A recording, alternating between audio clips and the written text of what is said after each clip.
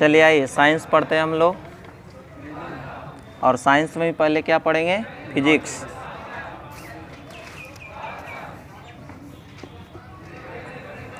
चलिए आइए, विज्ञान क्या है जो देखते हैं। भौतिक जगत की परिघटनाओं, प्रक्रियाओं, पदार्थों एवं उनके गुणों के संबंध में प्रेक्षणों द्वारा स्थापित सुव्यवस्थित ज्ञान ही क्या कहलाता है? विज्ञान। भौतिक जगत की परिघटनाओं, प्रक्रियाओं, पदार्थों एवं उनके गुणों के संबंध में प्रेक्षणों द्वारा स्थापित सुव्यवस्थित ज्ञान ही क्या कहलाता है? विज्ञान। भौतिक जगत से हमारा तात्पर्य क्या है? उस संसार से जिसे हम अपनी ज्ञानेंद्रियों द्वारा क्या करते हैं? अनुभव करते हैं। भौतिक जगत से हमारा तात्पर्य उस संसार से है जिसे हम अपनी ज्ञानेंद्रियों के द्वारा क्या करते हैं? अनुभव करते हैं। विज्ञान इसी भौतिक जगत की परिघटनाओं को यथासंभव विस्तृत एवं गहनता से समझने हेतु किया जाने वाला सुव्यवस्थित प्रयास है, जिसमें इस प्रकार अर्जित ज्ञान का उपयोग परिघटनाओं के भविष्य कथन, संशोधन एवं नियंत्रण के लिए किया जाता है।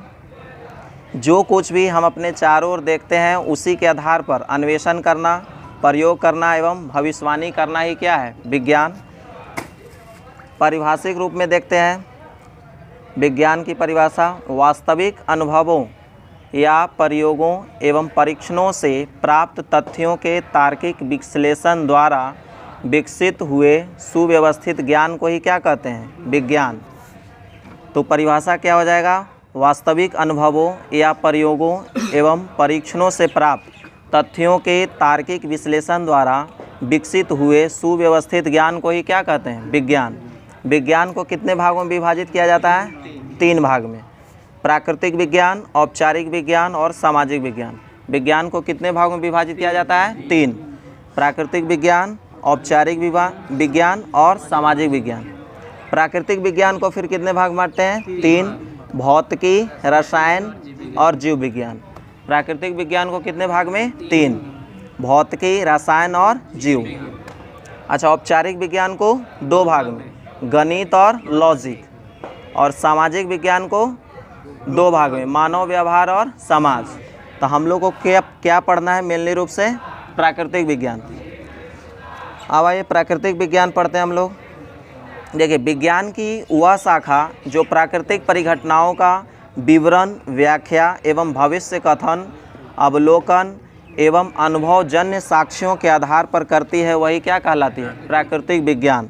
विज्ञान की वह शाखा जो प्राकृतिक परिघटनाओं का विवरण, व्याख्या एवं भविष्य कथन, अवलोकन एवं अनुभवजन्य साक्ष्यों के आधार पर करते, वही क्या कहलाती है? प्राकृतिक विज्ञान।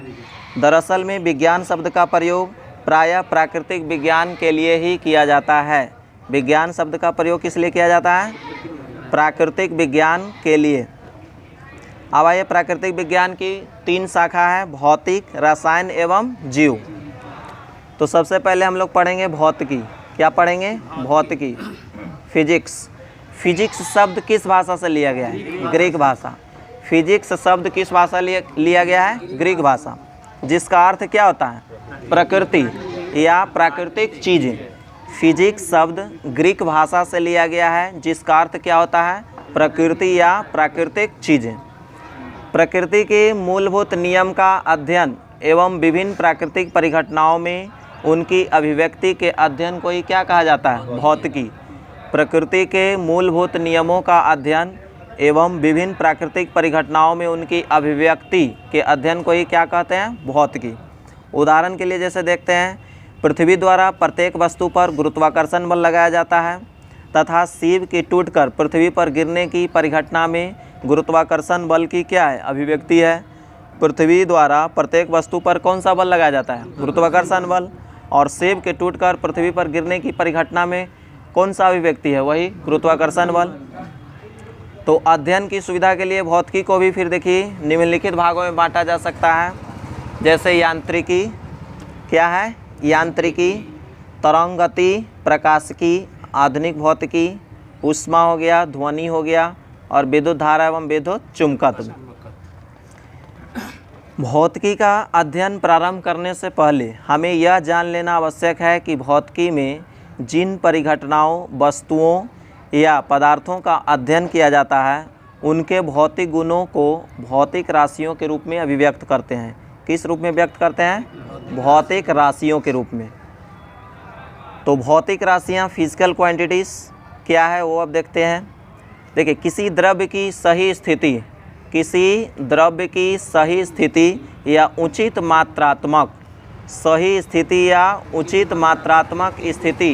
या किसी परिघटना की सटीक व्याख्या के लिए जिन पदों का उपयोग किया जाता है उसी को क्या कहते हैं? भौतिक राशि। तो भौतिक राशि किसको कहते हैं? किसी द्रव्य की सही स्थिति या उचित मात्रात्मक स्थिति या किसी परिघटना की सटीक व्याख्या के लिए जिन टर्म्स या पद का उपयोग किया जाता है उसी को क्या कहते हैं? भौतिक राशि। भौतिक राशियाँ कितनी प्रकार की होती है? 2 अदिश राशियाँ और सदिश राशियाँ। भौतिक राशियाँ कितने प्रकार की होती है? 2 अदिश राशि और सदिश राशि। अब आइए देखते हैं अदिश राशि, स्केलर क्वांटिटीज़। देखिए, वे भौतिक राशियाँ जिन्हें व्यक्त करने के लिए केवल परिमाण की आवश्यकता होती है। किसकी आवश्यकता होती है? केवल परिमाण। वह भौतिक राशियाँ जिनको व्यक्त करने के लिए केवल परिमाण की आवश्यकता होती है वो क्या कहलाती है? अदिश राशि। इन राशियों के साथ कोई भी दिशा नहीं होती है। अदिश राशि के साथ कोई भी डायरेक्शन नहीं होता है। अदिश राशियों को सामान्य बीजगणितीय विधि से जोड़ा जा सकता है। अदिश राशियों को सामान्य बीजगणितीय विधि से क्या किया जा सकता है? जोड़ा जा सकता है। और ये जोड़ के त्रिभुज नियम का पालन नहीं करता है। ये जोड़ के त्रिभुज नियम का पालन नहीं करता है। उदाहरण के लिए जैसे देखिए, द्रव्यमान, दूरी, चाल, आयतन, कार्य और शक्ति। द्रव्यमान, दूरी, चाल, आयतन, कार्य और शक्ति, ये सब कैसी राशि है? अदिश राशि है। ये सब को व्यक्त करने के लिए केवल परिमाण की आवश्यकता होती है, दिशा की नहीं। अगला देखते हैं सदिश राशियाँ, वेक्टर क्वांटिटीज़। देखिए, वे भौतिक राशियाँ जिन्हें व्यक्त करने के लिए परिमाण के साथ साथ दिशा की भी आवश्यकता होती है। वे भौतिक राशियाँ जिन्हें व्यक्त करने के लिए परिमाण के साथ साथ दिशा की भी आवश्यकता होती है, वो क्या कहलाती है? सदिश राशि।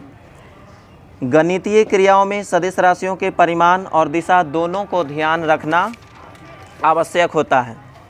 सदिश राशियाँ जोड़ के त्रिभुज नियम का पालन करती है। सदिश राशियाँ कौन सा नियम पालन करती है?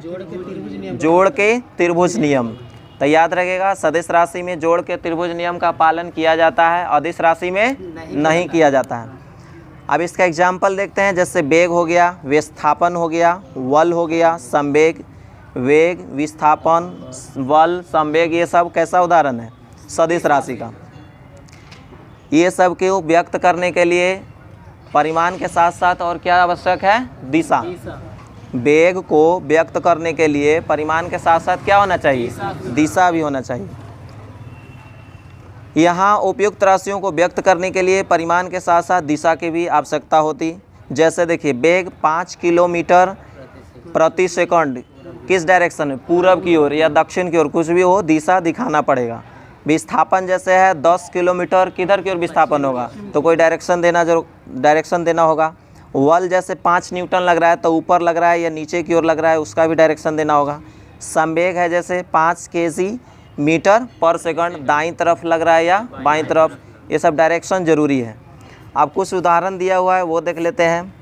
देखिए, अदिश राशि का एग्जाम्पल कौन कौन सा दिया हुआ है? दूरी हो गया, चाल हो गया, शक्ति हो गया, ऊर्जा हो गया, लंबाई हो गया, क्षेत्रफल हो गया, आयतन हो गया, द्रव्यमान, घनत्व, तापमान, कार्य, विद्युत धारा और दाब।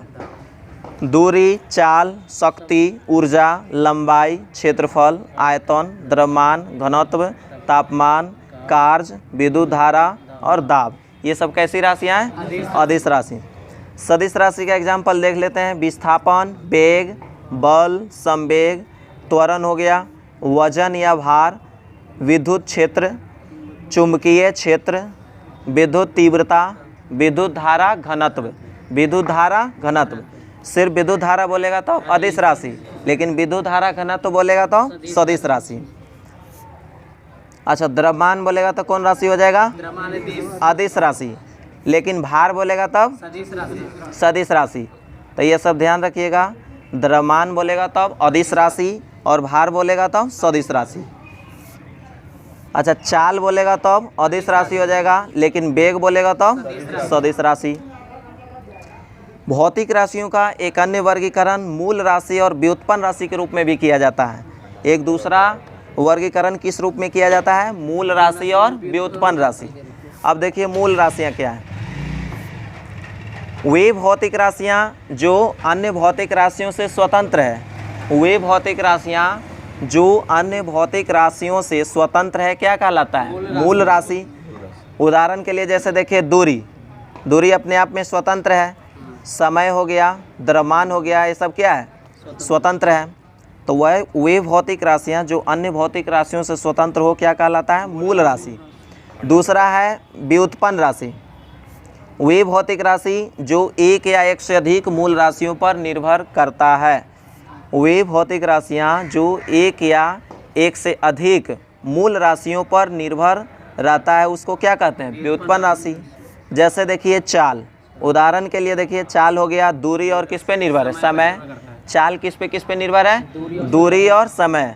चाल बराबर क्या होता है? दूरी बटा समय, तो दोनों पर निर्भर हुआ ना, तो वही है चाल। कौन सा राशि हो जाएगा? व्युत्पन्न राशि। अब आइए देखते हैं मापन की इकाइयाँ। आगे क्या है? मापन की इकाइयाँ, यूनिट्स ऑफ मेजरमेंट। मापन देखिए, सभी भौतिक राशियों को मापने के लिए दो तथ्यों का ज्ञान होना आवश्यक है। सभी भौतिक राशि को मापने के लिए कितने तथ्यों का? दो। पहला आंकिक मान जिसको न्यूमेरिकल वैल्यू बोलते हैं, और दूसरा मात्रक या इकाई जिसको यूनिट बोलते हैं। पहला आंकिक मान होना चाहिए और दूसरा यूनिट होना चाहिए। उदाहरण के लिए जैसे देखिए, यदि किसी पात्र में रखे पानी की मात्रा को मापना है और हम इसका भार जानना चाहते हैं तो भार का आंकिक मान मात्रक के साथ प्रयोग करेंगे। जैसे देखिए आंकिक मान 5 हो गया, किलोग्राम क्या होगा? यूनिट हो गया। तब 5 किलोग्राम, इसको मापने के लिए दो तथ्य का होना जरूरी हुआ ना। 5 हो गया आंकिक मान और न्यूमेरिकल वैल्यू हो गया 5, और किलोग्राम क्या हो गया? यूनिट। वही यदि पानी का आयतन जानना है तो आयतन का आंकिक मान मात्रक के साथ प्रयुक्त करना होगा, जैसे 5 लीटर। अब आइए मात्रक पढ़ते हैं। किसी भी भौतिक राशि को मापने के अंतर्राष्ट्रीय रूप से स्वीकृत मानक को ही क्या कहा जाता है? मात्रक। किसी भी भौतिक राशि को मापने के अंतर्राष्ट्रीय रूप से स्वीकृत मानक को ही क्या कहा जाता है? मात्रक।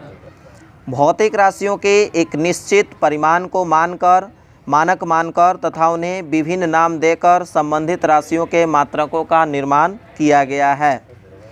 जैसे देखिए मात्रक कितने प्रकार का होता है? दो, मूल मात्रक और व्युत्पन्न मात्रक। मात्रक कितने प्रकार का होता है? दो, मूल मात्रक और व्युत्पन्न मात्रक। मूल मात्रक देखिए क्या है? Fundamental units. मूल राशियों को व्यक्त करने के लिए प्रयुक्त मात्रकों को ही क्या कहा जाता है? मूल मात्रक।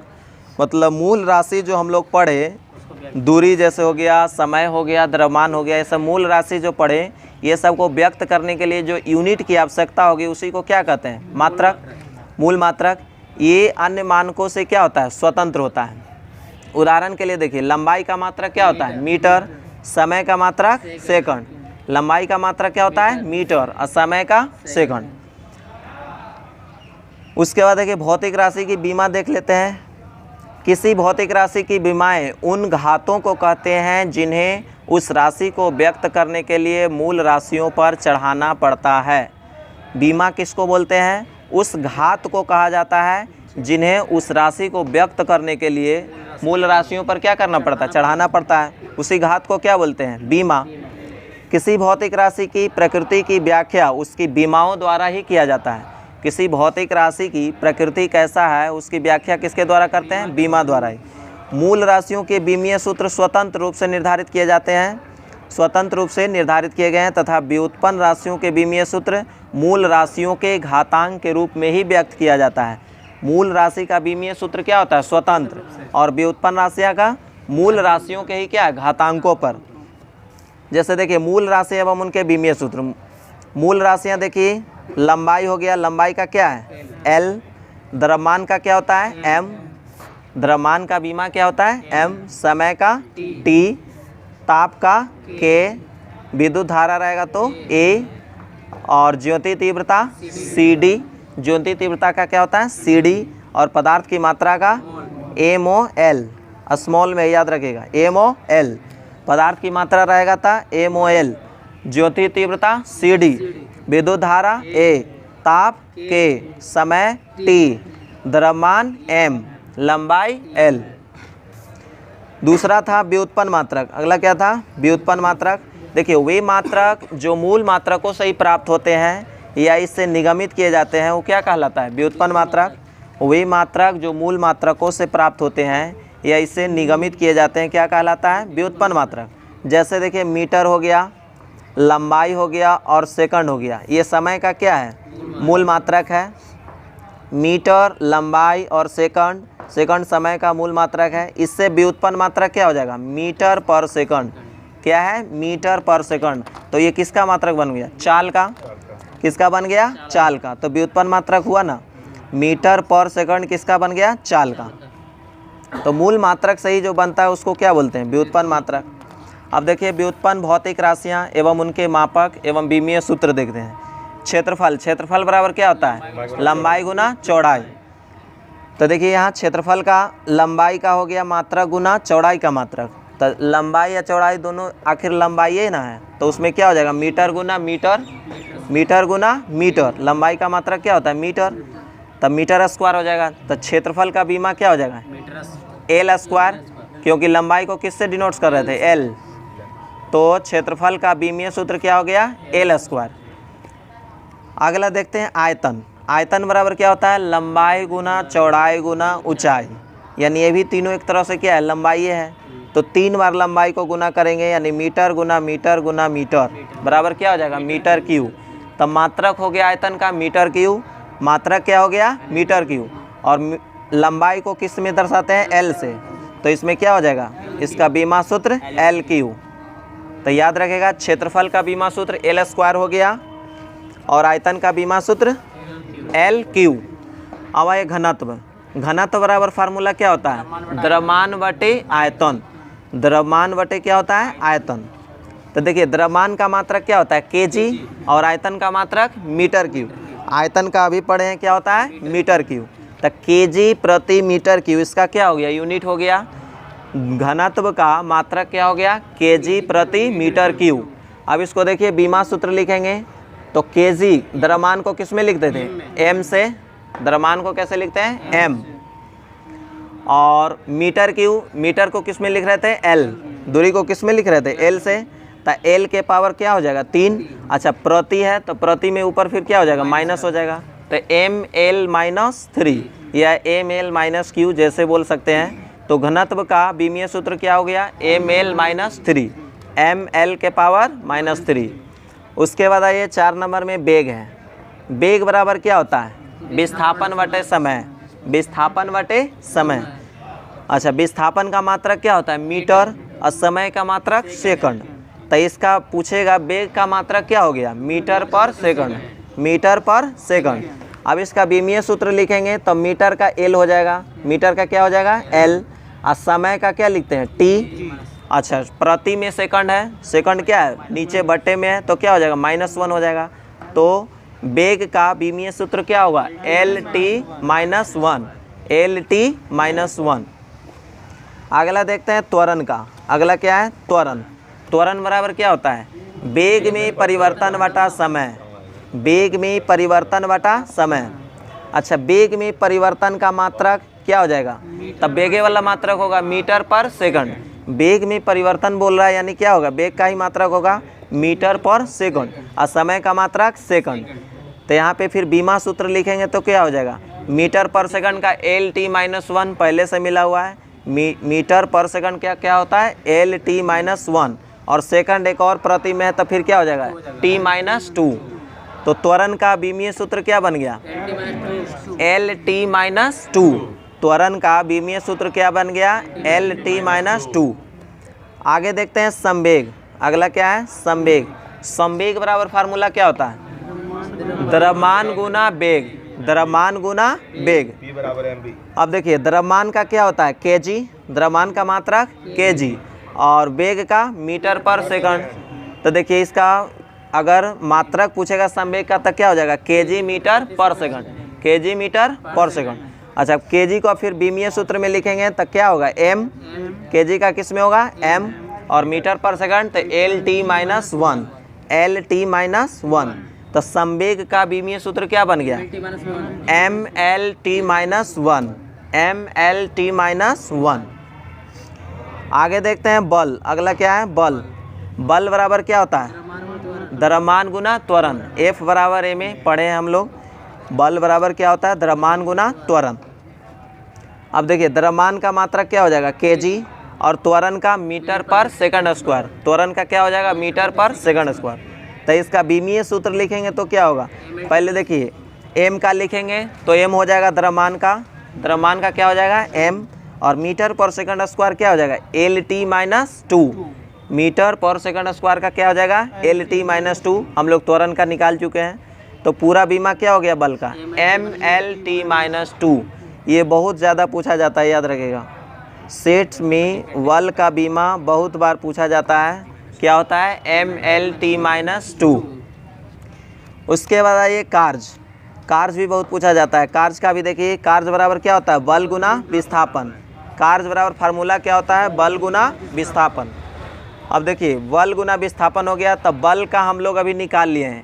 क्या निकाले हैं M L T minus two. बल का क्या निकाले M L T minus two. अच्छा बल गुना क्या होता है विस्थापन, तो विस्थापन यानी कोई लंबाई होगा तो फिर एक एल से क्या हो करना हो इसमें गुना कर देंगे। तो M L T minus two में एल से गुना करेंगे तो क्या बन जाएगा M L square T minus two, L दो को हो जाएगा तो एम एल स्क्वायर क्या हो जाएगा टी माइनस टू।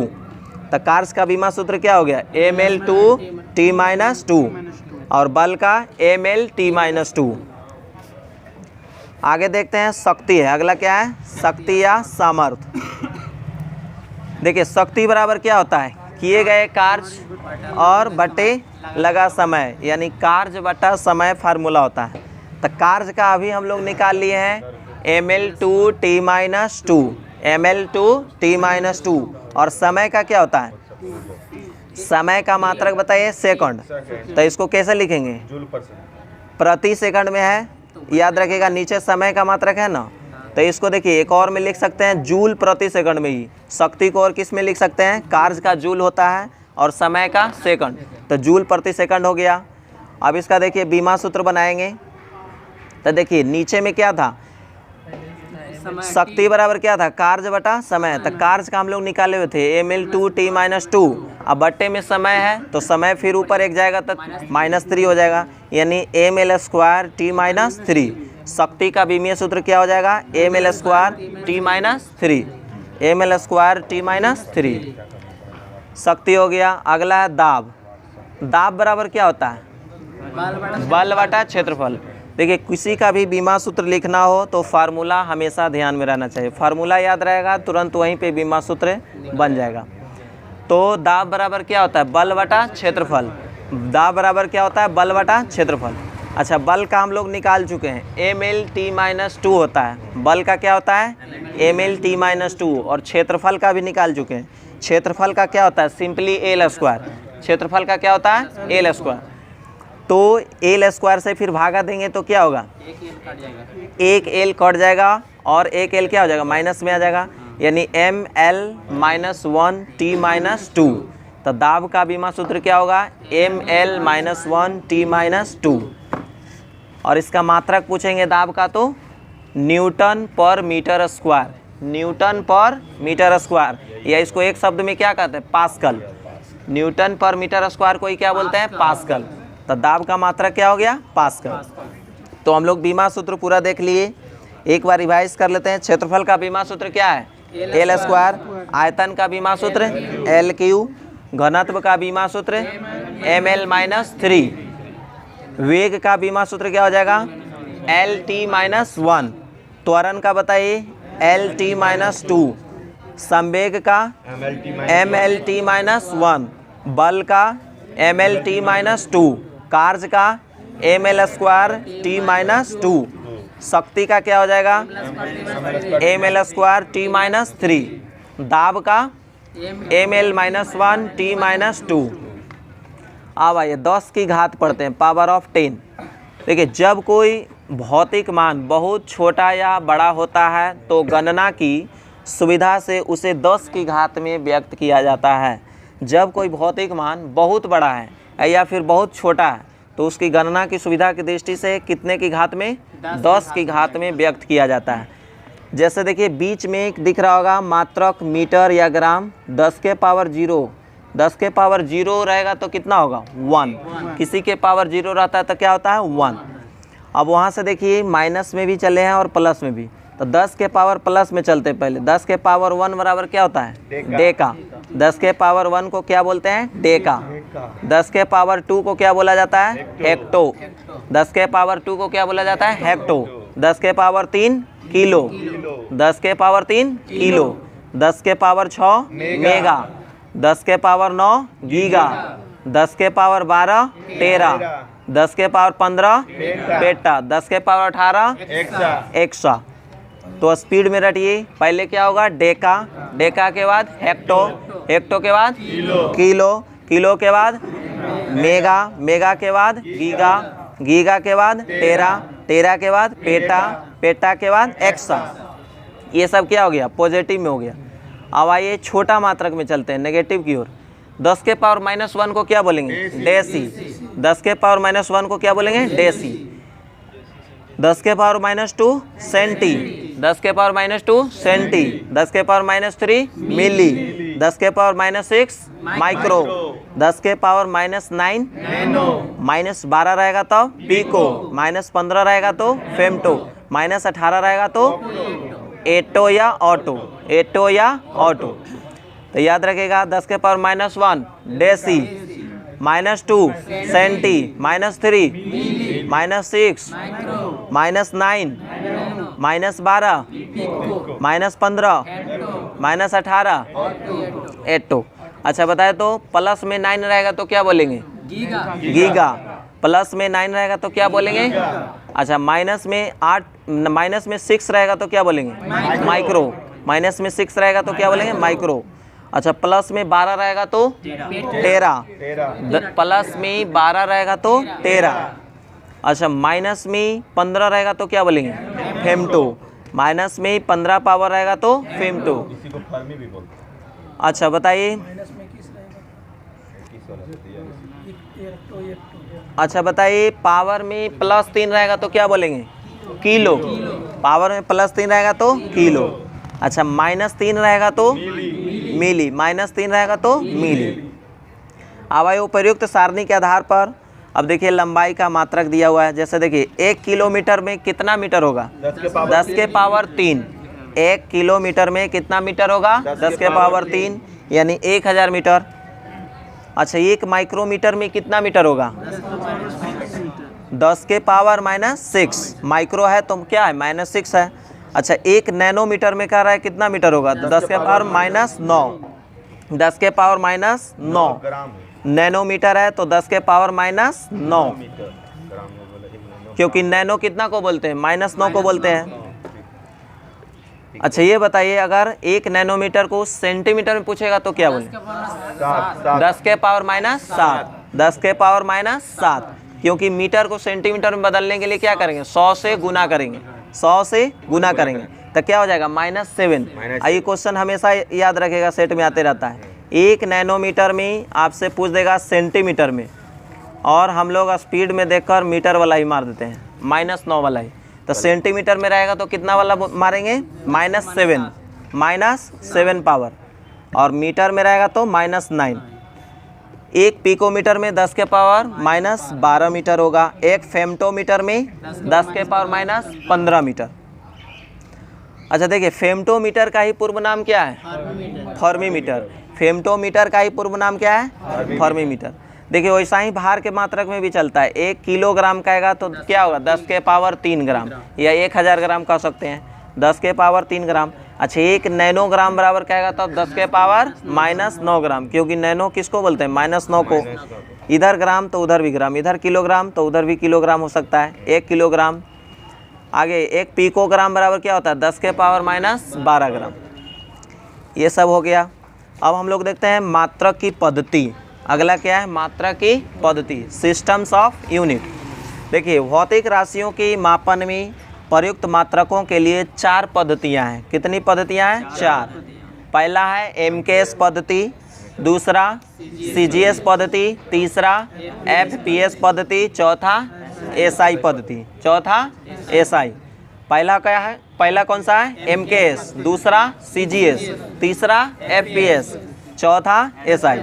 देखिए एमकेएस मतलब क्या होता है metre kilogram second, metre kilogram second, उसी का शॉर्ट फॉर्म है एमकेएस। सीजीएस का फुल फॉर्म क्या होगा centimetre gram second, centimetre gram और सेकंड। अच्छा तीसरा है एफपीएस का मतलब क्या होता है foot pound second, foot pound second. तब देखिए पहला वाला जो होगा लंबाई का मात्रक होगा, दूसरा वाला द्रव्यमान का होगा, तीसरा वाला समय का। जैसे एमकेएस देखते हैं तो एमकेएस में पहला एम क्या है मीटर, तो मीटर किसका हो गया लंबाई, के बताइए क्या है किलोग्राम, तो किलोग्राम किसका हो गया द्रव्यमान का, और एस क्या है सेकंड, तो सेकंड किसका मात्रक होगा समय का। यानी एमकेएस पद्धति में लंबाई द्रव्यमान और समय का मात्रक क्या होता है मीटर किलोग्राम और सेकंड। वैसा ही देखते हैं सीजीएस में, सी से क्या है सेंटीमीटर, तो लंबाई का मात्रा क्या हो जाएगा सेंटीमीटर। जी से क्या है ग्राम, तो द्रव्यमान का सीजीएस में क्या मात्रा हो जाएगा ग्राम। उसके बाद एस से सेकंड, तो समय का मात्रा क्या हो, समय का दोनों में सेम ही है, तीनों में सेम है, याद रखिए एमकेएस पद्धति रहे या सीजीएस रहे या एफपीएस, सभी में या फिर एसआई सिस्टम रहे, सभी में क्या है समय का मात्रक सेकंड। अच्छा एफपीएस में देखिए एफ का मतलब क्या होता है फुट, और पी का मतलब पाउंड, और एस का मतलब सेकंड। तो याद रखिए फुट किसका है लंबाई का मात्रक हो गया, पाउंड द्रव्यमान का, सेकंड समय का। एसआई पद्धति देखिए, एसआई पद्धति एमकेएस पद्धति का ही संशोधित एवं परिवर्धित रूप है। एसआई पद्धति कोई अलग से नहीं है, एमकेएस का ही क्या है संशोधित रूप है। सन 1960 में अंतर्राष्ट्रीय मापतौल अधिवेशन में एसआई पद्धति को सर्वमान्य घोषित किया गया। एसआई पद्धति को सर्वमान्य कब घोषित किया गया 1960, कब किया गया, तो याद रखेगा ये मोस्ट इम्पोर्टेंट है। एसआई सिस्टम को कब घोषित किया गया 1960, एसआई सिस्टम को सर्वमान्य कब घोषित किया गया 1960। आगे एसआई पद्धति, इसी पद्धति को मानक रूप में भी प्रयोग में लाया जाता है। एसआई पद्धति के अंतर्गत 7 मूल मात्रक और 2 संपूरक मात्रक को स्वीकार किया गया है। एसआई पद्धति के अंतर्गत कितना मूल मात्रक 7, कितना मूल मात्रक 7, और कितना संपूरक मात्रक 2। 7 मूल मात्रकों में पदार्थ की मात्रा के लिए मात्रक क्या है मोल, पदार्थ की मात्रा का क्या है मोल, इसको 1971 में मान्यता दिया गया था। 7 में से एक जो मोल है उसको कब मान्यता मिला था 1971। तो याद रखिएगा मोल को कब मान्यता मिला था 1971। मोल किसका मात्रक है पदार्थ की मात्रा का, मोल किसका मात्रक है पदार्थ की मात्रा का।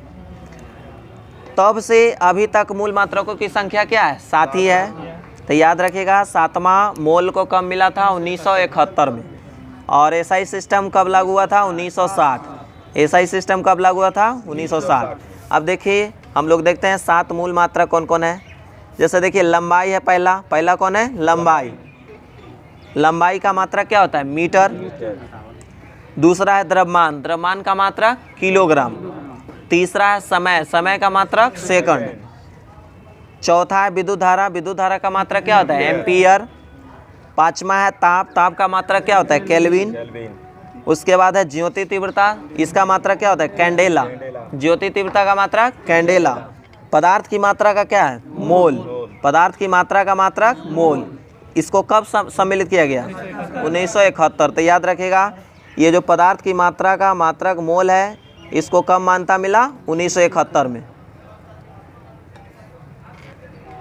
आगे आइए, एसआई पद्धति में दो संपूरक मात्रक भी पढ़े थे हम लोग। दो क्या है संपूरक, वो कौन कौन है, समतल कोण और ठोस कोण। समतल कोण और ठोस कोण।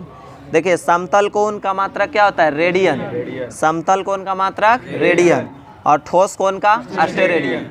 ठोस कोण का क्या होता है, अस्टेरेडियन। अच्छा अस्टेरेडियन को बताइए, अस्टेरेडियन को किस रूप में संकेत करते हैं, एस आर। अस्टेरेडियन का संकेत क्या है, एस आर। रेडियन का आर ए डी। रेडियन का आर ए डी। अब आइए रेडियन देखिए किसको बोलते हैं। रेडियन का परिभाषा पढ़ते हैं, वह कोण जो वृत्त की त्रिज्या के बराबर, वह कोण जो वृत्त की त्रिज्या के बराबर चाप के द्वारा वृत्त के केंद्र पर बनता है। कहाँ पे बनता है, वृत्त के केंद्र पर। किसके द्वारा बन रहा है, चाप के द्वारा। याद रखिएगा, वह कोण जो वृत्त की त्रिज्या के बराबर बन रहा है। किसके बराबर बन रहा है, त्रिज्या के। और किसके द्वारा, चाप के द्वारा। और कहाँ पे बन रहा है, वृत्त के केंद्र पर। वही क्या कहलाता है, एक रेडियन कहलाता है। वही क्या कहलाता है, एक रेडियन। तो वह कोण जो वृत्त की त्रिज्या के बराबर चाप के द्वारा वृत्त के केंद्र पर बनता है, क्या कहलाता है, एक रेडियन कहलाता है। अस्टेरेडियन देखिए, घन कोण का वह मान जो गोले के पृष्ठ के उस भाग द्वारा जिसका क्षेत्रफल गोले की त्रिज्या के वर्ग के बराबर होता है, गोले के केंद्र पर बनाया जाता है, वही क्या कहलाता है, अस्टेरेडियन। घन कोण वह मान है जो गोले के पृष्ठ के उस भाग द्वारा जिसका क्षेत्रफल गोले की त्रिज्या के वर्ग के बराबर होता है। जिसका क्षेत्रफल कितना होता है, गोले की त्रिज्या के वर्ग के बराबर, और वही गोले के केंद्र पर जो बनता है कोण, उसको क्या कहते हैं, अस्टेरेडियन। क्या बोला जाता है, अस्टेरेडियन। तो याद रखिए, इसको घन कोण भी बोलते हैं या ठोस कोण भी बोलते हैं, जो बोल सकते हैं। तो हम लोग देखें एसआई पद्धति में दो संपूरक मात्रक भी था, समतल कोण और ठोस कोण। समतल कोण का क्या होता है, रेडियन, और ठोस कोण अस्टेरेडियन। अब देखिए हम लोग देखते हैं महत्वपूर्ण मात्रक या इकाई। जैसे देखिए फुट। फुट नाम सुने होंगे। एफपीएस पद्धति में लंबाई या दूरी का क्या है, मात्रक फुट होता है। एफपीएस पद्धति में लंबाई या दूरी का मात्रक क्या होता है, फुट। एक फुट में कितना इंच होता है, 12 इंच। एक फुट में कितना इंच होता है, 12 इंच। या इसको सेंटीमीटर में कन्वर्ट करेंगे तो 30.48 30.48 सेंटीमीटर। याद रखिएगा, अगर सेंटीमीटर में बदलेंगे कितना होगा, 30.48 या मीटर में बदलेंगे तो क्या होगा, 0.304। तो एक फुट में कितना इंच, 12 इंच। सेंटीमीटर में 30.48 सेंटीमीटर। इंच देखिए, इंच लंबाई या दूरी का ही मात्रक है। एक इंच में कितना सेंटीमीटर होता है, 2.54। एक इंच में कितना सेंटीमीटर, 2.54। और एक मीटर में फिर कितना इंच हो जाएगा, 39.37। ये सब गुना करके भी निकाल सकते हैं, लेकिन ज़्यादा आसान है कि रट ही जाए। तो कितना होता है एक मीटर में इंच, 39.37। वैसा ही देखिए एक सेंटीमीटर में बना दिया गया है 0.01 मीटर या 0.39 इंच। अच्छा अब अगला ये माइक्रोन है। माइक्रोन देखिए, माइक्रोन को माइक्रोमीटर भी कहा जाता है। माइक्रोन को और क्या कहते हैं, माइक्रोमीटर। इसे किससे दर्शाते हैं, म्यू।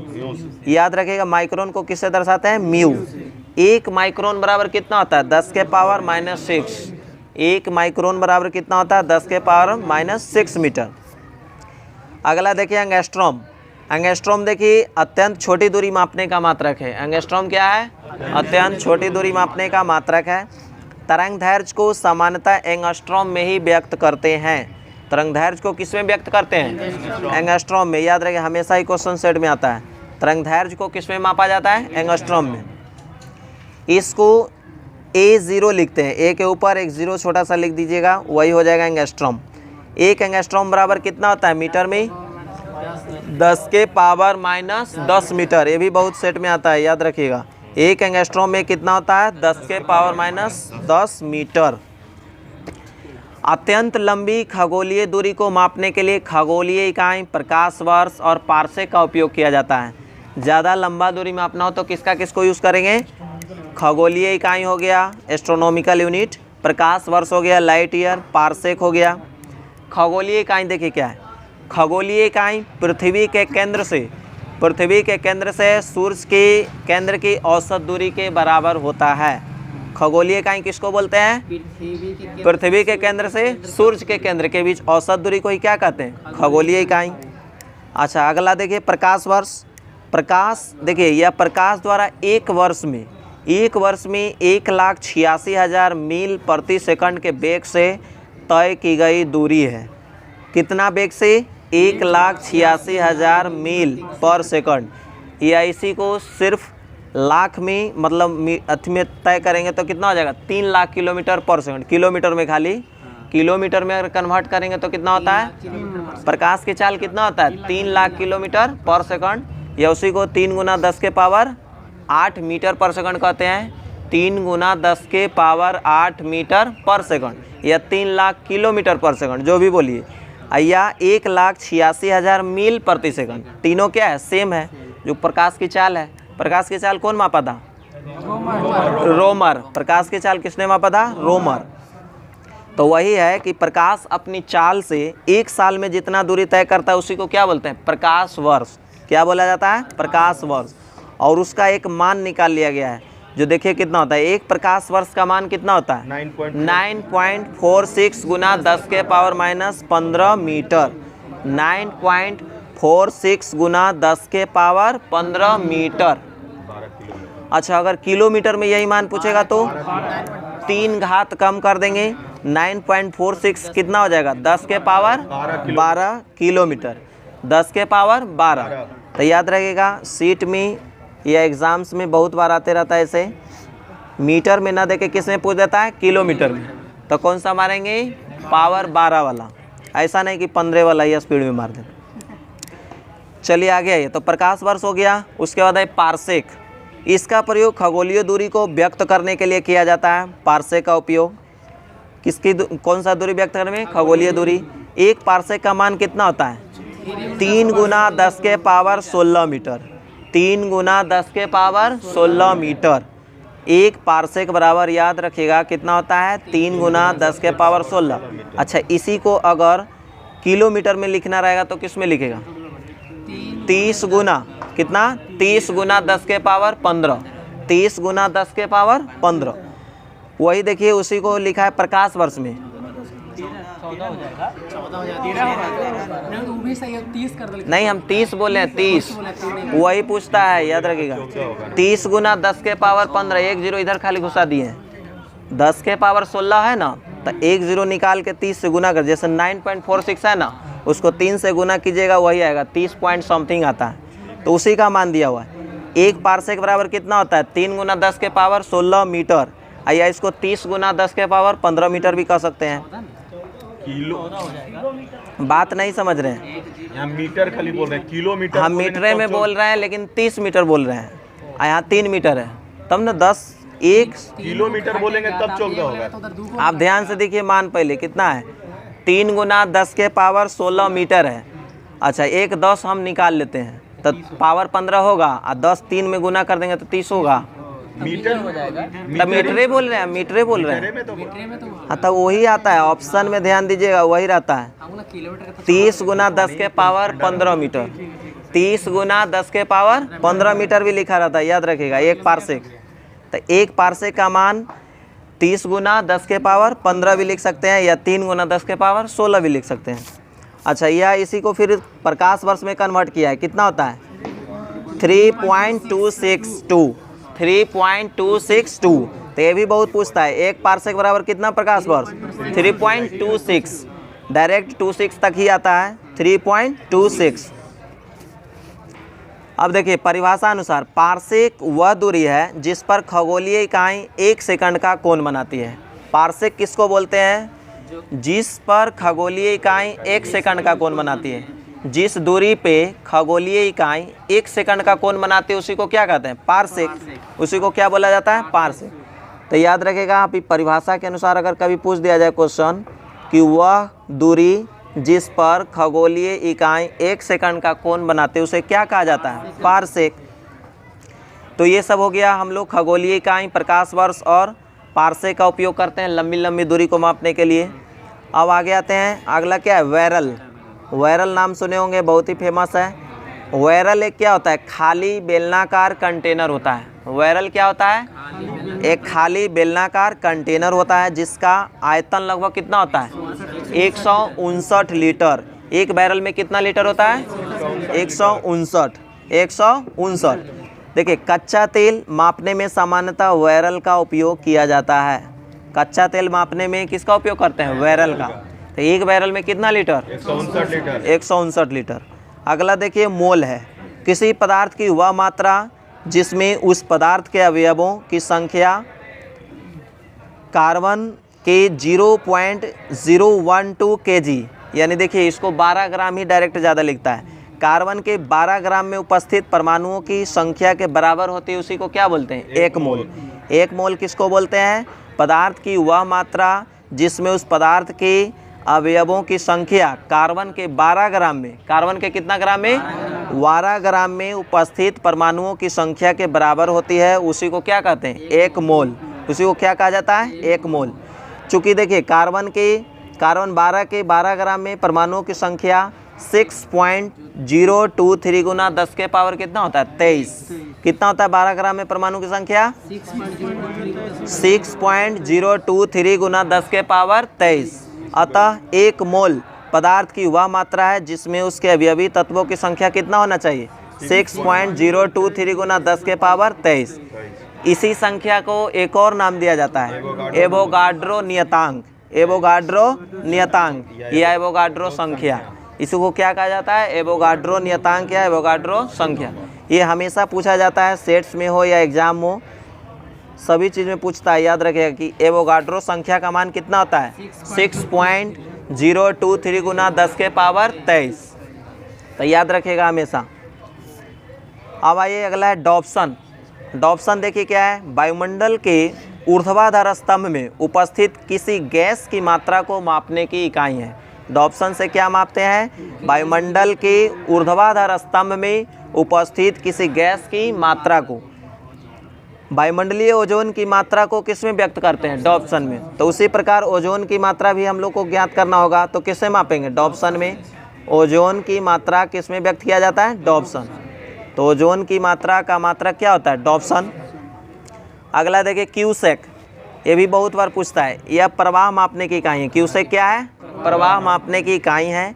यह क्यूबिक फीट प्रति सेकंड का संक्षिप्त रूप है। किसका संक्षिप्त रूप है, क्यूबिक फीट प्रति सेकंड। क्यूबिक फीट पर सेकंड का क्या है, शॉर्ट फॉर्म क्यूसेक। क्या है, क्यूसेक। सामान्यतः नदियों के जल प्रवाह को क्यूसेक में व्यक्त किया जाता है। नदियों के जल प्रवाह को किस में मापते हैं, क्यूसेक में। तो याद रखिएगा जल प्रवाह को किस में मापा जाता है, क्यूसेक में। अगला देखिए वार। वार क्या है, दबाव मापने का मात्रक है। दबाव मतलब वही प्रेशर। वार क्या है, दाब मापने का मात्रक है।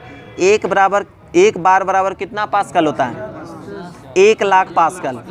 एक बार बराबर कितना होता है, 1,00,000 पास्कल, या इसी को 10 के पावर 5 पास्कल बोलते हैं। क्या बोलते हैं, 10 के पावर 5। ज़्यादातर जगह पर वही लिखा हुआ मिलेगा। एक बार बराबर 10 के पावर 5 पास्कल, अथवा 100 किलो पास्कल। किलो मतलब क्या होता है, 3 जीरो। तो 100 किलो, 100 में ऑलरेडी 2 जीरो है, किलो में 3, तो वो भी हो गया 1,00,000 पास्कल। वर्तमान में समुद्र तल पर वायुमंडलीय दाब के लगभग बराबर होता है। एक बार कितना होता है, समुद्र तल पर वायुमंडलीय दाब के बराबर। समुद्र तल पर वायुमंडलीय प्रेशर जो होता है वो कितना बार होता है, एक बार। तो बार हो गया दाब का मात्रक। एक बार बराबर कितना होता है, 10 के पावर 5 पास्कल। अब आ गया ये जूल।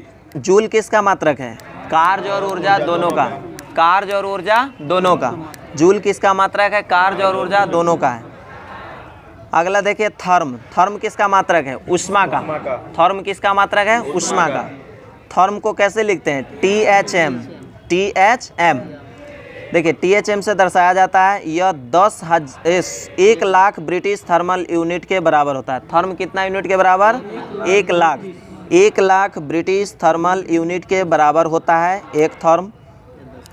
उसके बाद आइए कूलॉम। कूलॉम किसका मात्रक है, विद्युत आवेश। वोल्ट किसका मात्रक है, विभवांतर। विभवांतर का मात्रक क्या है, वोल्ट। विभव में ही अंतर को क्या बोलते हैं? विभवांतर। ओम बताइए, विद्युत प्रतिरोध, विद्युत प्रतिरोध को किस में मापते हैं? ओम। वाट में क्या मापते हैं? शक्ति। वाट में क्या मापते हैं? शक्ति। वाट में शक्ति मात्रक है जो जूल प्रति सेकंड के बराबर भी होता है, उसको और क्या कहते हैं? जूल पर सेकंड। जूल पर सेकंड, क्योंकि क्या होता है? कार्य बटा समय होता है, शक्ति बराबर, तो वही कार्य का जूल और समय का सेकंड, तो जूल प्रति सेकंड भी उसका मात्रक कह सकते हैं, या एक शब्द में उसको क्या बोलते हैं? वाट। आगे मेगावाट देखिए, यह विद्युत केंद्रों में उत्पादित बिजली की मात्रा को मापने की इकाई है। मेगावाट से कहाँ पे मापते हैं? विद्युत केंद्रों में। विद्युत केंद्रों में उत्पादित बिजली की मात्रा को मापने की इकाई है। और 1 मेगावाट कितना वाट के बराबर होता है? 10 के पावर 6। मेगा हम लोग पढ़े हैं, कितना पावर होता है? 10 के पावर 6। तो 1 मेगावाट बराबर 10 के पावर 6 मेगावाट। अगला ये हॉर्स पावर, अश्व शक्ति, यह भी शक्ति मापने का ही मात्रक है। बड़े यंत्रों एवं मोटरों की शक्ति हॉर्स पावर में व्यक्त किया जाता है। हॉर्स पावर में किसका शक्ति व्यक्त किया जाता है?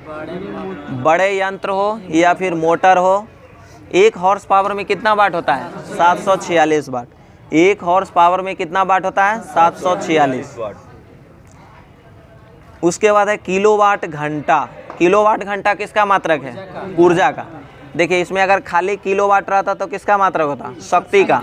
लेकिन इसमें अगर समय जोड़ दिया जाए तो क्या हो जाएगा? ऊर्जा की मात्रा हो जाएगा। हाँ, याद रखिएगा, किलोवाट घंटा लगा दिया तो क्या हो गया? ऊर्जा की मात्रा। 1 किलोवाट घंटा का मान कितना होता है? 3.6 मेगा जूल, या इसी को बोल सकते हैं 3.6 गुना 10 के पावर 6 जूल।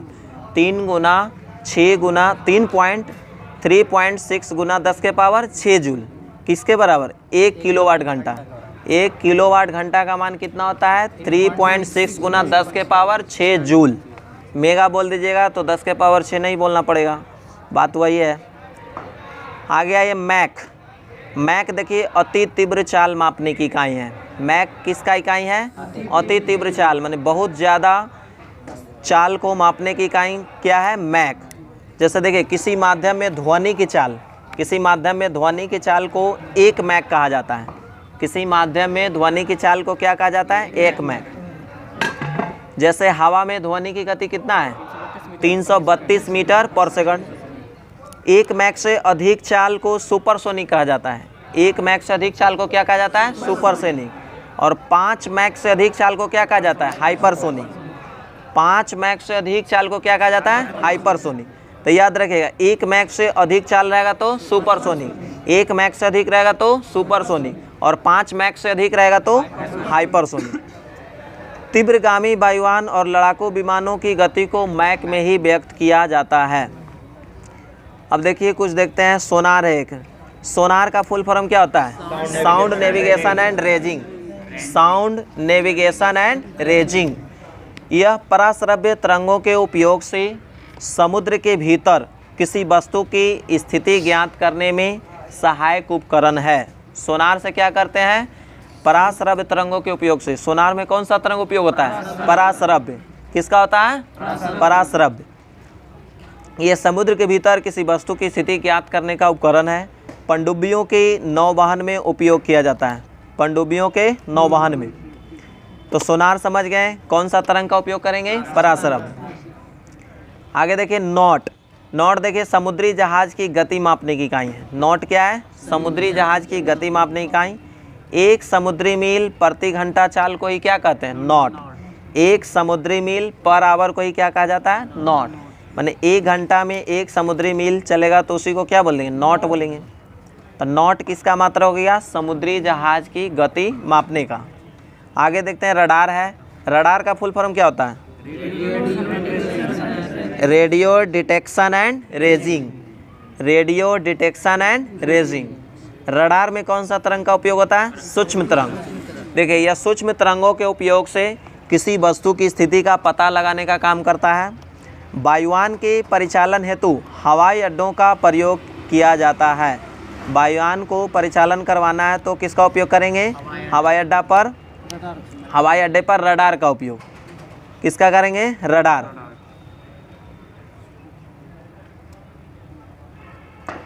आगे रिक्टर स्केल देखिए, भूकंपीय तरंगों की तीव्रता मापने की इकाई है। रिक्टर स्केल से क्या मापते हैं? भूकंपीय तरंगों की तीव्रता। द्रव्यमान का अन्य मात्रक देखिए, 1 औंस। 1 औंस में कितना ग्राम होता है? 28.35 ग्राम। 1 औंस में कितना ग्राम होता है? 28.35 ग्राम। अच्छा, 1 पाउंड में बताइए कितना औंस होता है? 16 औंस। 1 पाउंड में कितना औंस? 16 औंस। और ग्राम में कहेगा तो 453.52। 453.52। तो याद रखेगा 1 पाउंड में कितना ग्राम? 16। 1 पाउंड में कितना ग्राम? 453.52 ग्राम। या उसी को केजी में कन्वर्ट करेंगे तो 0.3 अंक आगे बढ़ा देंगे, 0.453 केजी हो गया। अब आइए 1 केजी बराबर कितना ग्राम होता है? 1000 ग्राम। या पाउंड में उसी को बदलेंगे 1 केजी को तो 2.205। 2.205। 1 क्विंटल में कितना केजी होता है? 100 केजी। 1 क्विंटल में 100 केजी। 1 मीट्रिक टन में कितना केजी? 1000 केजी। 1 मीट्रिक टन में कितना केजी? 1000 केजी। अच्छा, दूरी के अन्य मात्रक देखते हैं। 1 माइल में कितना मीटर होता है? 1609.344 मीटर। 1 माइल में कितना होता है? 1609। या इसी को किलोमीटर में बदलेंगे तो क्या होगा? 1.6 किलोमीटर। 1.6 किलोमीटर। हम लोग का जो दरोगा में दौड़ होता है वो कितना का होता है? 1.6 किलोमीटर। 1.6 किलोमीटर। या उसी को 1 मील भी कहते हैं। 1 माइल का दौड़ होता है, याद रखिएगा। कितना का होता है? 1 माइल। अच्छा, 1 समुद्री मील बराबर कितना मीटर होता है? 1852। 1 समुद्री मील बराबर कितना होता है? 1852 मीटर। या उसी को किलोमीटर में कर देगा तो 1.852। 1.852। तो याद रखें 1 नॉटिकल मील में कितना मीटर? 1852। 1 खगोलीय इकाई में बताइए कितना मीटर होता है? 1 खगोलीय इकाई 1.495 गुना 10 के पावर 11 मीटर। देखिए हम लोग पढ़ चुके हैं खगोलीय इकाई क्या है? पृथ्वी और सूर्य के बीच की दूरी। खगोलीय इकाई किसको बोलते हैं? पृथ्वी और सूर्य के बीच की दूरी। वो लगभग 15 करोड़ किलोमीटर है। कितना है? 15 करोड़। वही 14 करोड़ 95 लाख के बराबर होता है। उसी को पॉइंट में दिया है, 14 करोड़ 95 लाख किलोमीटर। तो 1 खगोलीय इकाई कितना हो जाएगा? 1.495 गुना 10 के पावर 11 मीटर। आया इसी को 149.5 मिलियन भी लिखता है, याद रखिएगा। मिलियन में सब क्वेश्चन पूछ चुका है, मिलियन में दे देता है तो ध्यान में सब रखिएगा बना बना के। 149.5 मिलियन हो जाएगा। आगे है समय का अन्य मात्रक देखते हैं। 1 चंद्रमास में कितना दिन होता है? 4 सप्ताह या 28 दिन अप्रॉक्स। 1 चंद्रमास में कितना होता है? 28 दिन लगभग होता है। अच्छा, 1 सौर मास में कितना दिन होता है? 30 दिन। 1 सौर मास में 30 दिन या 31 दिन। क्यों? क्योंकि फरवरी में नहीं 30 या 31 दिन होता है, लेकिन फरवरी में कितना होता है? 28 या 29 दिन। फरवरी में 28 या 29 दिन। तो 1 सौर मास में कितना हो जाएगा? 30 या 31। अब फरवरी में 28 या 29। अच्छा, 1 लीप वर्ष में फरवरी में 29 दिन होता है और टोटल वर्ष में 366। पूरे साल में कितना? 366। क्यों? क्योंकि एक सामान्य वर्ष में 365 दिन 6 घंटा होता है। एक सामान्य वर्ष में 365 दिन 6 घंटा। तो वही जो 6 घंटा फालतू है 4 साल में कितना हो जाएगा? 24 घंटा। यानी 4 साल में 1 दिन क्या हो जाएगा? बढ़ जाएगा। तो वही लीप ईयर में कितना हो जाता है? 366 दिन। अब आइए मापक यंत्र, मेजरिंग इंस्ट्रूमेंट पढ़ेंगे। विभिन्न राशियों को मापने के लिए कई मापक यंत्रों का उपयोग किया जाता है। कुछ महत्वपूर्ण मापक यंत्र एवं उनके अनुप्रयोग निम्नलिखित हैं। एक देखिए बैरोमीटर है। बैरोमीटर से क्या मापते हैं? वायुमंडलीय दाब। बैरोमीटर से क्या मापते हैं? इसमें अलग अलग द्रव जैसे जल, पारा या हवा का उपयोग किया जाता है। बैरोमीटर में किसका किसका उपयोग हो सकता है? जल हो या पारा हो गया या हवा, कुछ का भी उपयोग करते हैं। लेकिन जनरली पारे का ही उपयोग ज़्यादा प्रचलित है। जनरली किसका उपयोग करते हैं? पारा का। तब बैरोमीटर से क्या मापते हैं? वायुमंडलीय दाब। अब आइए मापक यंत्र देखते हैं। ऑडियोमीटर पहला। ऑडियोमीटर से क्या मापते हैं? ध्वनि की तीव्रता। ऑडियोमीटर से ध्वनि की तीव्रता। ओडोमीटर से क्या मापते हैं? दूरी, डिस्टेंस। वाहन द्वारा चली गई दूरी। ओडोमीटर से क्या मापते हैं? वाहन द्वारा चली गई दूरी। अल्टीमीटर से क्या मापते हैं? ऊंचाई। अल्टीमीटर से ऊंचाई। ऊंचाई। ऑक्जेनोमीटर बताइए। पौधे की वृद्धि। पौधों की वृद्धि मापने में। ऑक्जेनोमीटर पौधों की वृद्धि मापने में। लक्स मीटर बताइए। प्रकाश तीव्रता। प्रकाश तीव्रता मापने में। लक्स मीटर प्रकाश तीव्रता। लैक्टोमीटर दूध की सापेक्षिक घनत्व। दूध का सापेक्षिक घनत्व या शुद्धता। मापने में। लैक्टोमीटर से दूध का सापेक्षिक घनत्व या शुद्धता। मापने में। हाइड्रोमीटर से बताइए। पदार्थों का घनत्व। तरल पदार्थों का सापेक्षिक घनत्व। हाइड्रोमीटर से तरल पदार्थों का सापेक्षिक घनत्व। हाइग्रोमीटर हवा की आर्द्रता। हवा की आर्द्रता। हाइग्रोमीटर ये हमेशा मिलते रहता है सेट में क्वेश्चन, याद रखिए। हाइड्रोमीटर और हाइग्रोमीटर। तो हाइड्रोमीटर घनत्व मापने में, हाइग्रो आर्द्रता। मैनोमीटर से क्या मापते हैं? गैसों का दाब। मैनोमीटर गैसों का दाब। गैल्वेनोमीटर से विद्युत धारा की ऊंचाई। विद्युत धारा की उपस्थिति। विद्युत धारा की उपस्थिति जांच करने के लिए गैल्वेनोमीटर। ऐसे विद्युत धारा मापने के लिए एमीटर। विद्युत धारा को मापने के लिए किसका उपयोग करते हैं? एमीटर। लेकिन विद्युत धारा की उपस्थिति जांच करने में कहेगा तब गैल्वेनोमीटर। तो याद रखेगा, विद्युत धारा मापने में एमीटर, लेकिन विद्युत धारा यहाँ पे आ रहा है या नहीं प्रेजेंटी दर्शाने के लिए क्या करते हैं? गैल्वेनोमीटर का यूज़ करते हैं। अब आइए वायु की गति मापने में एनीमोमीटर। एनीमोमीटर का उपयोग कहाँ किया जाता है? वायु की गति मापने में। Wind vane. विंड वेन से बताइए। वायु की दिशा मापने में। विंड बने वायु होता ही है। विंड वेन मतलब वायु की दिशा ज्ञात करने में। विंड वेन वायु की दिशा। वोल्ट मीटर से बताइए। विभवांतर। वोल्ट मीटर से विभवांतर। सिस्मोग्राफ। भूकंप की तीव्रता। सिस्मोग्राफ से क्या मापते हैं? भूकंप की तीव्रता। थर्मामीटर ताप। ताप। थर्मामीटर से ताप। पायरोमीटर उच्च ताप। उच्च तापमान। पायरोमीटर उच्च तापमान। 1500 इसे विकिरण तापमापी भी कहा जाता है। पायरोमीटर को और क्या कहा जाता है? विकिरण तापमापी। विकिरण तापमापी कहते हैं। ये 1500 डिग्री सेल्सियस से अधिक ताप मापने में उपयोग किया जाता है, याद रखिएगा। पायरोमीटर का उपयोग कहाँ पे करेंगे? 1500 से ज़्यादा रहेगा जहाँ पे 1500 डिग्री सेल्सियस से अधिक ताप मापने का उपयोग करते हैं पायरोमीटर का। कैरेट मीटर से क्या मापते हैं? स्वर्ण की शुद्धता। तभी ना बोलते हैं कि कितने कैरेट का है। तो कैरेट मीटर से क्या मापते हैं? स्वर्ण की शुद्धता। स्टेथोस्कोप से बताइए। हृदय की ध्वनि सुनने में। स्टेथोस्कोप हृदय की ध्वनि सुनने में। स्फिग्मोमैनोमीटर बताइए। रक्तचाप। रक्तचाप मापने में। स्फिग्मोमैनोमीटर का उपयोग रक्तचाप। मापने में। फैदोमीटर बताइएगा। समुद्र की गहराई। फैदोमीटर समुद्र की गहराई। टैकोमीटर विद्युत मोटर की घूर्णीय गति अथवा वाहन की घूर्णीय गति। टैकोमीटर से क्या मापते हैं? घूर्णीय गति मापेंगे, घूर्णन करने वाली गति। जैसे विद्युत मोटर की घूर्णन गति हो गया या वाहन की घूर्णन गति, उसको मापने में किसका इस्तेमाल करेंगे? टैकोमीटर। सौर विकिरण मापने में बताइए। पायरी हेलियोमीटर। पायरी हेलियोमीटर। पायरी हेलियोमीटर से क्या मापते हैं? सौर विकिरण। ये हमेशा सेट में आता है, याद रखिए। पायरी हेलियोमीटर से क्या मापते हैं? सौर विकिरण। फोनोमीटर बताइए। ध्वनि की तीव्रता। फोनोमीटर से क्या मापते हैं? ध्वनि की तीव्रता। स्पेक्ट्रोहीलियोग्राफ बताइए क्या मापते हैं? सूर्य की फोटोग्राफी का उपकरण। स्पेक्ट्रोहीलियोग्राफी सूर्य की फोटोग्राफी का उपकरण। स्पेक्ट्रोहीलियोग्राफ से क्या मापते हैं? सूर्य की फोटोग्राफी का उपकरण है ये। कार्डियोग्राम बताइए। हृदय गति मापन। कार्डियोग्राम हृदय। पॉलीग्राफ झूठ का पता लगाने। पॉलीग्राफ झूठ का पता लगाना। कोई झूठ बोल रहा है उसको पता लगाने के लिए कौन सा यंत्र? पॉलीग्राफ। बोलोमीटर बताइए। तापमान में परिवर्तन की माप। बोलोमीटर से क्या मापते हैं? तापमान में परिवर्तन की माप। तापमान में क्या परिवर्तन हो रहा है उसकी किससे मापते हैं? बोलोमीटर। या ऊष्मीय तथा विद्युत चुंबकीय विकिरण मापने में इसका उपयोग किया जाता है।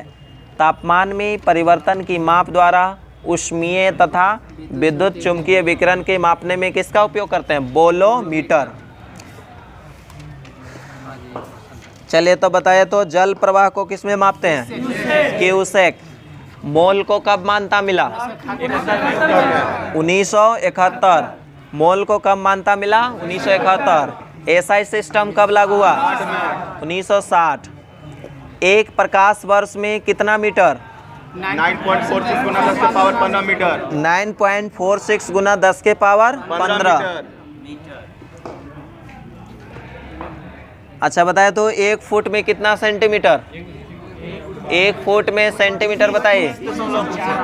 30.48 सेंटीमीटर। अच्छा 1 इंच में कितना सेंटीमीटर होता है? 2.54। एवोगाड्रो संख्या कितना को बोलते हैं? 6.023 गुना 10 के पावर 23। 6.023 गुना 10 के पावर 23।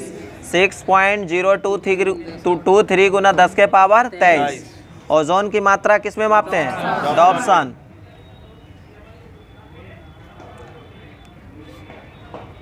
बताए तो एक थर्म कितना ब्रिटिश थर्मल यूनिट के बराबर होता है? 1 लाख। एक therm 1 lakh British thermal unit के बराबर होता है। 1 मेगावाट कितना वाट के बराबर होता है? 10 के पावर 6। 1 मेगावाट कितना वाट के बराबर? 10 के पावर 6। अच्छा 1 समुद्री मील पर आवर को क्या कहा जाता है? नॉट। 1 समुद्री मील पर आवर की चाल को क्या कहा जाता है? नॉट। रडार में कौन सा तरंग का उपयोग किया जाता है? सूक्ष्म तरंग। सूक्ष्म तरंग। रडार में कौन सा तरंग? सूक्ष्म तरंग। और सोनार में प्राश्रव्य तरंग। सोनार में प्राश्रव्य तरंग। भूकंपीय तरंगों की तीव्रता किसे मापते हैं? Richter scale. भूकंपीय तरंगों की तीव्रता रिक्टर स्केल। तो भूकंप तरंगों का पता लगाने के लिए सिस्मोग्राफ, लेकिन तीव्रता कहेगा तब रिक्टर स्केल। भूकंप का वो उपस्थिति बताने में कि कहाँ पे भूकंप आया है वो सिस्मोग्राफ हो गया, और भूकंप की कितना तीव्रता का आया उस किससे मापते हैं? Richter scale. अच्छा 1 मैक से अधिक चाल को क्या कहा जाता है? सुपरसोनिक। 1 मैक से अधिक चाल को क्या कहा जाता है? सुपरसोनिक। 5 मैक से अधिक को हाइपरसोनिक। 5 मैक से अधिक चाल को हाइपरसोनिक। 1 हॉर्स पावर बराबर कितना वाट? 746 वाट। बताए तो तापमान में परिवर्तन की माप द्वारा ऊष्मीय और विद्युत चुंबकीय विकिरण के मापने में किसका उपयोग किया जाता है? बोलोमीटर। किसका उपयोग किया जाता है? बोलोमीटर। सूर्य की फोटोग्राफी का उपकरण कौन सा है? स्पेक्ट्रोहीलियोग्राफ। सूर्य की फोटोग्राफी का उपकरण क्या है? स्पेक्ट्रोहीलियोग्राफ। ध्वनि की तीव्रता किससे मापते हैं? फोनोमीटर। ध्वनि की तीव्रता फोनोमीटर। ध्वनि की तीव्रता ऑडियोमीटर। ध्वनि की तीव्रता देखिए, ध्वनि की तीव्रता ऑडियोमीटर से भी मापते हैं, और इधर फोनोमीटर भी, याद रखिएगा। फोनोमीटर ध्वनि की तीव्रता नीचे में दिया हुआ है। ध्वनि की तीव्रता फोनोमीटर से भी या ऑडियोमीटर। सौर विकिरण मापने में किसका उपयोग करते हैं? पायरीहेलियोमीटर। पायरीहेलियोमीटर। अच्छा घूर्णन गति मापने में बताइए। घूर्णन गति मापने में टैकोमीटर। घूर्णन गति मापने में टैकोमीटर। वायु की दिशा ज्ञात करने में विंडवेन। वायु की दिशा ज्ञात करने में विंडवेन। प्रकाश की तीव्रता मापने में लक्स मीटर। प्रकाश की तीव्रता लक्स मीटर। पौधों की वृद्धि मापने में ऑक्जेनोमीटर। पौधों की वृद्धि मापने में ऑक्जेनोमीटर। कितना टाइम? चलिए क्वेश्चंस कल देख लेंगे, आज साइंस में यही रहने देते हैं। क्वेश्चन को कल 5 मिनट में देख लें।